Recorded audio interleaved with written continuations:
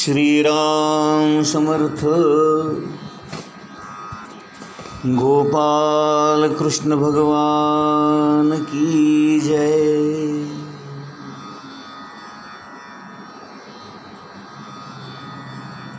अज्ञानामुळे निर्माण होणाऱ्या कल्पनांमुळे निर्माण झालेला हा काल्पनिक मी जेव्हा गळून पडतो, या सर्व कल्पनांच्या मधून मी जेव्हा मुक्त होतो, तेव्हाच माझ्यातला आत आत आत आत खोल खोल खोल खोल दडलेला लपलेला खरा मी समजायला लागतो.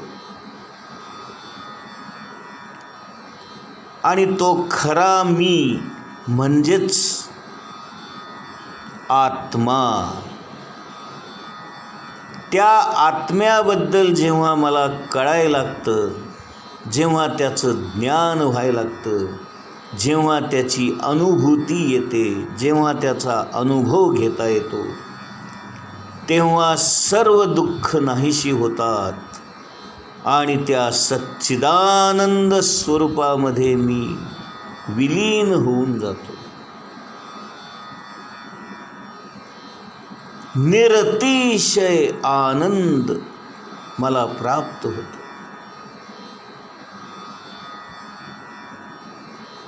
आणि यालाच आत्मानुभव किंवा आत्मज्ञान किंवा आत्मप्रचिती असे शब्द वापरले जातात. आणि जेव्हा केव्हा आपल्याला हा खरा मी कळतो, जेव्हा आपल्या या खऱ्या मीचं स्वरूप आपल्या लक्षात येतं आणि जेव्हा आपल्याला या स्वस्वरूपाची ओळख होते, त्यानंतरच आपण या स्वस्वरूपामध्ये सतत राहण्याचा अभ्यास करू लागतो. आणि स्वतःच्या स्वस्वरूपामध्ये सतत राहणं हाच आपला स्वधर्म होय. आणि या स्वधर्माचं पालन आपल्याला करायचं आहे. आणि एकदा का या स्वधर्म पालनाची सवय लागली, चटक लागली, गोडी कळली की आपल्याला बाह्य गोष्टीतील इतर धर्म नकोसे वाटतात. आपोआप आपली त्यातून निवृत्ती होते आणि स्वस्वरूपामध्ये सतत राहावं याची आपल्याला अनुभूती येते. आणि एकदा का आपल्याला आपल्यातला मी कळला की मग इतर लोकांमधला मी कळायला लागतो.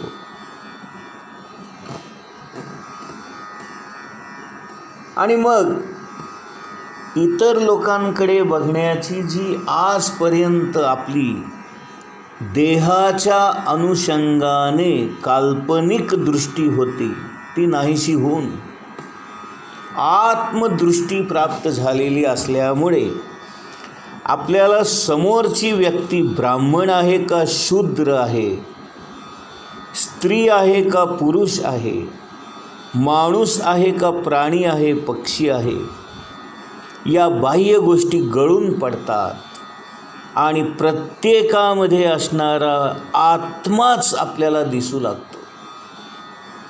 आणि यालाच आत्मदर्शन असं म्हणतात. आणि हे आत्मदर्शन आपल्याला जेव्हा घडायला लागतं, तेव्हा आपल्याला ही दिव्य दृष्टी प्राप्त झाली असा त्याचा अर्थ होतो. आणि मग जे जे भेटे भूत ते ते मानी भगवंत ही अवस्था आपली होते. आणि मग आपल्या लक्षात येतं, अरे ज्या स्वमीमध्ये रमलो आहे, ज्या स्वस्वरूपामध्ये मी अखंडपणे डुंबलो आहे, अहो हे स्वस्वरूपच सगळीकडे विश्व व्यापून उरलेलं आहे. जिकडे बघावं तिकडं तेच आहे.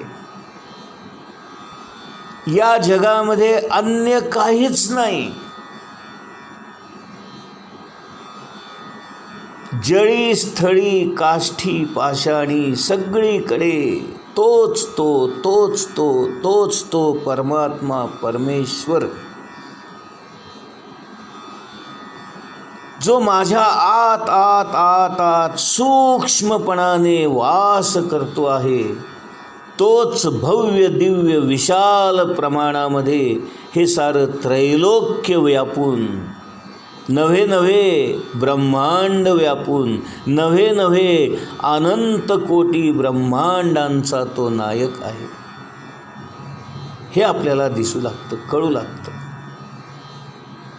आणि यालाच दिव्य दृष्टी असं म्हणतात. आपल्या मराठीत एक वाक्य नाही का, शीतावरून भाताची परीक्षा. आपण भात शिजलाय की नाही हे बघण्यासाठी त्या पातेल्यातलं एक शीत हातात घेऊन 2 बोटामध्ये दाबून बघतो. म्हणून शीतावरून भाताची परीक्षा करता येते. तसं मला माझ्यातला अत्यंत सूक्ष्म असलेला, एक कण असलेला, एक शीत असलेला भात जर कळला, तर या संपूर्ण विश्वामध्ये व्यापून असलेला, या भांड्यामध्ये भरलेला सर्वच्या सर्व भात कळतो.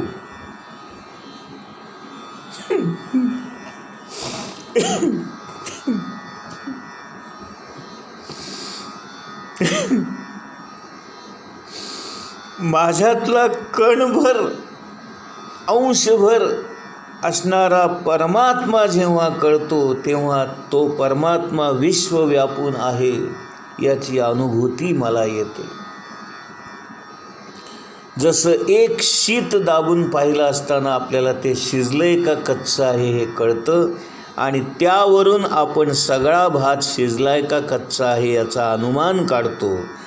त्याप्रमाणे मला जेव्हा माझ्यातला एक कण असलेला हा आत्मा कळतो, तेव्हा त्या भांड्यामध्ये भरलेला सर्व आत्मा मला लक्षात येतो, कळतो, समजतो, दिसतो. म्हणून शीतावरून भाताची परीक्षा हे जसं व्यवहारामध्ये, तसं माझ्या आत्म्याचं मला जेव्हा आकलन होतं, माझ्या आत्म्याची मला जेव्हा अनुभूती येते, माझ्यातला स्वस्वरूपाची मला जेव्हा ओळख होते, तेव्हा तेच स्वस्वरूप विश्वव्यापी आहे, संपूर्ण विश्व भरून आहे, आणि जिकडे बघावं तिकडं तेच आहे, ही दिव्य दृष्टी मला प्राप्त होते. आणि म्हणून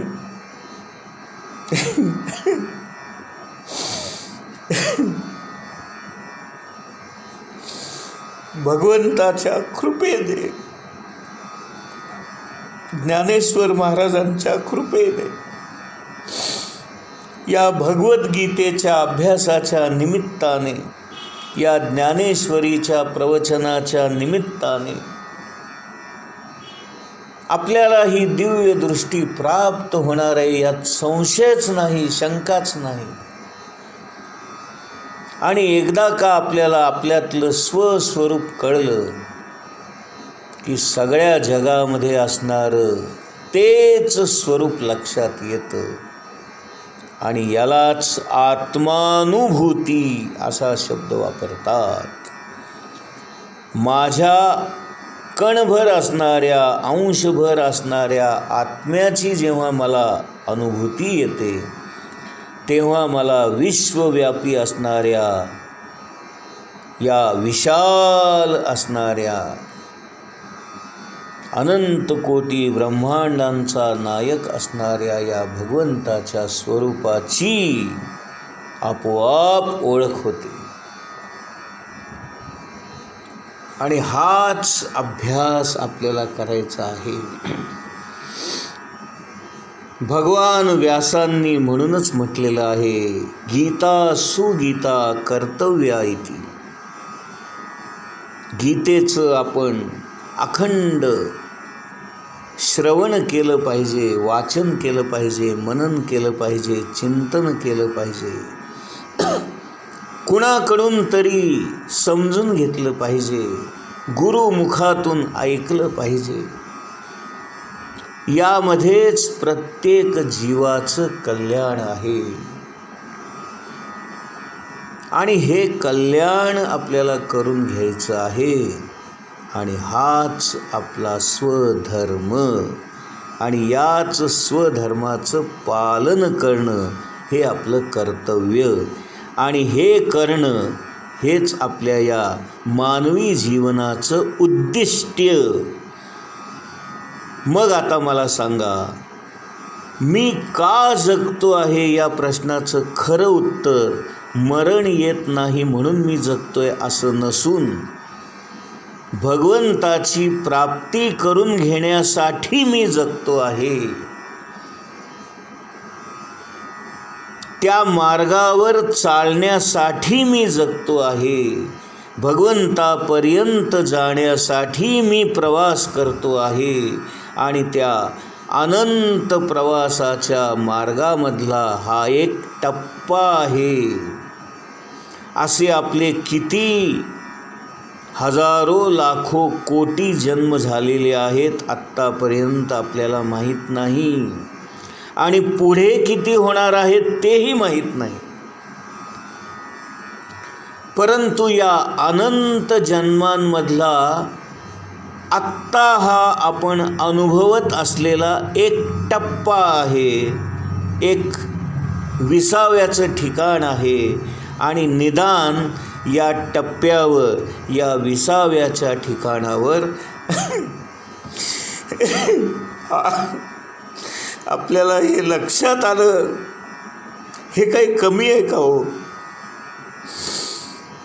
की आपण काय केलं पाहिजे. निदान आपलं उद्दिष्ट तरी लक्षात आलं,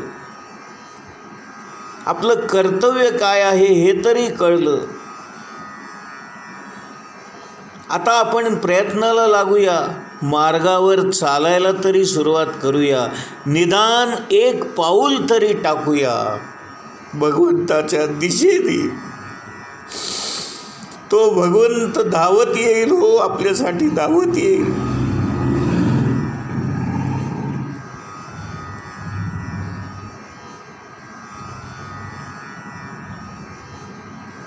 तो वाट बघतोय, हात पसरून उभा आहे. युगे 28 विटेवरी उभा. एक गंमत सांगू का? हजारो लाखो वारकरी दरवर्षी पंढरपूरला जातात, पण कुणीही माणूस विठ्ठल भेटावा या ओढीने, या तळमळीने जात नाही. अहो, हीच शोकांतिका आहे, हेच दुर्दैव आहे. आपण वर्षानुवर्ष वारी करतो, परंतु भगवंताच्या भेटीची तळमळच आपल्या मनामध्ये निर्माण होत नाही. आपण सगळेजण पंढरपूरला जातो ते प्रापंचिक गोष्टी मागण्यासाठी जातो. देवा, माझं अमकं काम कर, तमकं काम कर, मला नोकरी मिळू दे. देवा, माझं लग्न होऊ दे. देवा, मला बायको चांगली मिळू दे. देवा, मला मुलं होऊ देत. देवा, मला पैसा मिळू दे. देवा, मला खायला प्यायला मिळू दे. देवा, माझं घर मोठं होऊ दे. देवा, माझ्या दारात गाडी येऊ दे. आपण सगळी माणसं स्वार्थी आहोत. आपण फक्त आपल्या देहाचा विचार करतो. आपण फक्त आपल्या देहाच्या सुखाचा विचार करतो. परंतु ज्याने आपल्याला हा देह दिला, जो आपला हा देह चालवतो आहे, त्या भगवंताची आपल्याला आठवणसुद्धा होत नाही. त्या भगवंताची प्राप्ती व्हावी असा विचारसुद्धा आपल्या मनात येत नाही.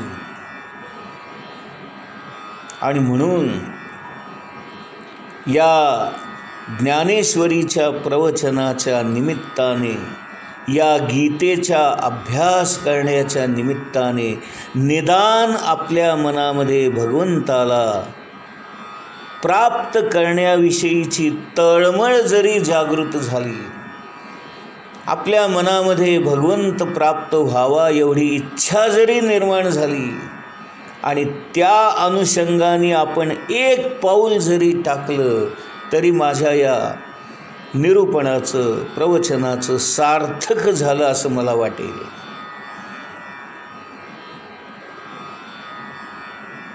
आता हे मी तुम्हाला सांगतोय म्हणजे मी काही वेगळा आहे असं नाही, मी पण तोच.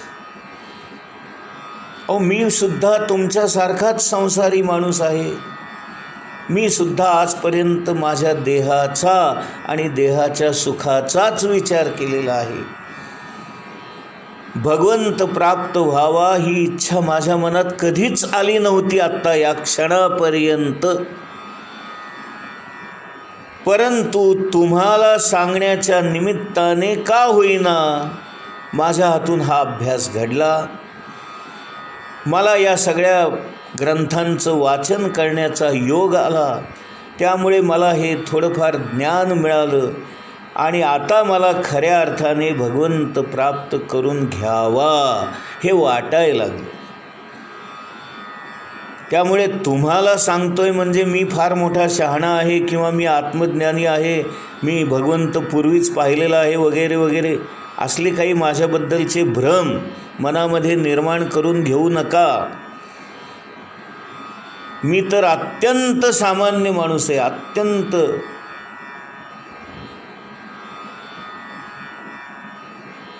या निमित्ताने मी सुद्धा तुमच्याबरोबरच प्रयत्न करणार आहे आणि आपण सगळेच जण भगवंताची प्राप्ती व्हावी यासाठी हा अभ्यास करूया आणि याद्वारे आपण भगवंताकडे जाण्याची निदान सुरुवात तर करूया आणि एक पाऊल आपण त्या भगवंताच्या दिशेने टाकूया आणि तो भगवंत आपल्यासाठी धावत पळत येईल याची मला खात्री आहे. गोपाल कृष्ण भगवान की जय.